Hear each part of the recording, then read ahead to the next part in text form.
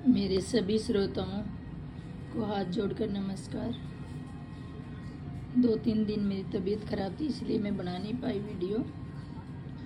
आज मैं आपको देवी महापुराण का 6ठा अध्याय की वीडियो बना रही हूँ, जरूर सुनना। इस अध्याय में सती के साथ भगवान शिव का हिमालय पर्वत पर आना, सभी देवों का हिमालय पर विवाह महोत्सव में पहुंचना, नंदी द्वारा हिमालय पर आकर शिव की स्तुति करना और शंकर द्वारा उनको प्रथम अधिपति प्रदान करना आदि बातों का वर्णन है।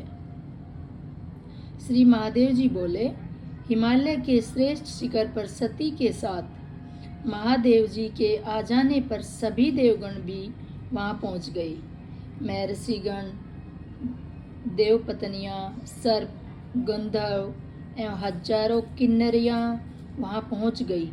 सखियों के साथ मेरुदुहिता, गिरि, नंद्र, विनीता, मेनका तथा मुनि पत्नियां भी वहां आ गई। परम आहन्वदित देवताओं ने आकाश से पुष्प वृष्टि की। मुख्य अप्सराएं नाचने लगी और श्रेष्ठ गंधर्व गान करने लगे। सभी स्त्रियां समारोह पूर्वक विवाह में संबंधित मांगलिक कृत्य करने लगी और सभी प्रथम गणों ने प्रसन्न होकर भगवान शंकर एवं सती को प्रणाम किया और वे ताली बजा बजा कर नाचने तथा गीत गाने लगी। तदंतर सभी श्रेष्ठ देवगण सती और देवेश भगवान शंकर को प्रणाम कर तथा उनकी अनुज्ञा प्राप्त कर अपने अपने स्थान को चले गए। मुनिश्रेष्ठ उसी प्रकार अन्य सभी लोग प्रसन्नता पूर्वक अपने अपने स्थान को चले गए तथा मैना आदि स्त्रियां भी चली गई। परम सुंदरी कोमलांगनी सती को देखकर मैना मन में सोचने लगी कि जिनकी यह पुत्री है वह माता धन्य है।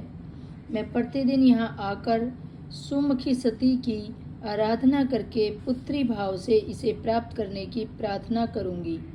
इससे संशय यह है कि इस प्रकार गिरिराज पत्नी मैना मन में विचार करके त्रिलोक माता अंबिका को कभी भी नहीं भूल पाई। शंकर प्रिया सती के घर प्रतिदिन आकर वे उनके प्रति परम स्नेह भाव से प्रीति बढ़ाने लगी। तदंतर एक बार बुद्धिमानों में श्रेष्ठ ज्ञानी और शिव भक्त नंदी जो दक्ष की सेवा में थे वहां आए और उन्होंने भगवान महेश को भूमि पर गिराकर दंडवत प्रणाम किया।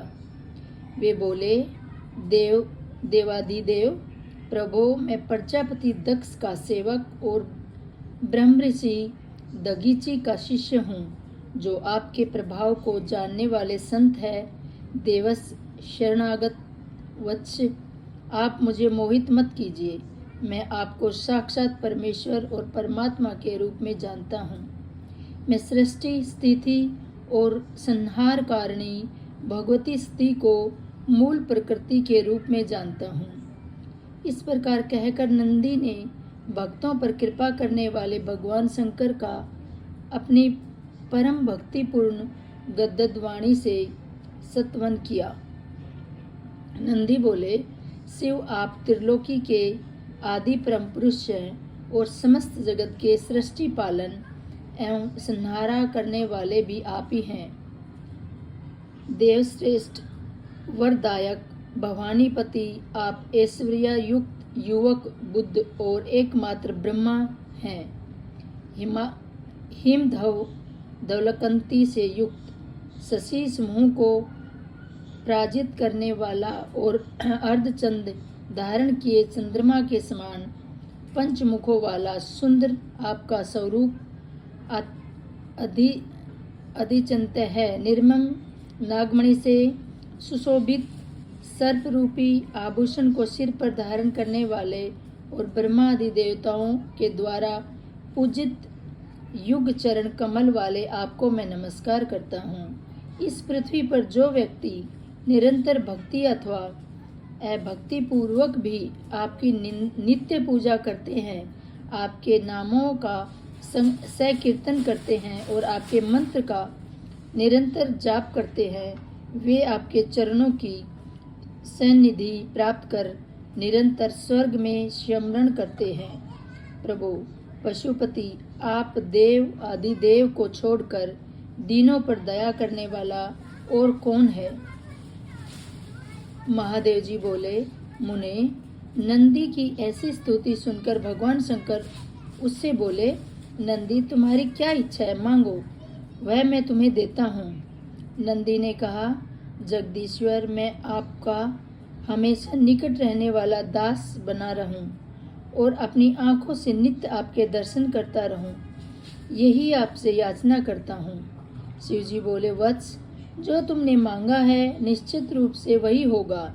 अवश्य ही तुम हमेशा मेरे समीप निवास करोगे। पृथ्वी पर जो मानव इस स्रोत से भक्ति पूर्वक मेरी स्तुति करेंगे, उनका तीनों लोक में कभी अशुभ नहीं होगा। इस मृत्यु लोक में दीर्घ काल तक रहकर वे अंत में मोक्ष को प्राप्त करेंगे। महात्मे, तुम मेरे इन प्रथम क्षणों के अधिपति होकर मेरे इस विशेष लोक में निवास करो। नंदी, तुम मेरे प्रिय भगत हो। श्री महादेव जी बोले, मुनिश्रेष्ठ, इस प्रकार वर प्राप्त करके भगवान शंकर के प्रभाव से नंदी शिव के गणों में अधिपति हो गए। इस प्रकार श्री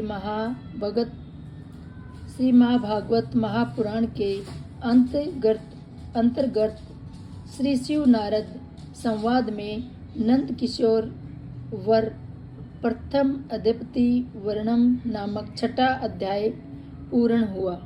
नमस्कार सबको।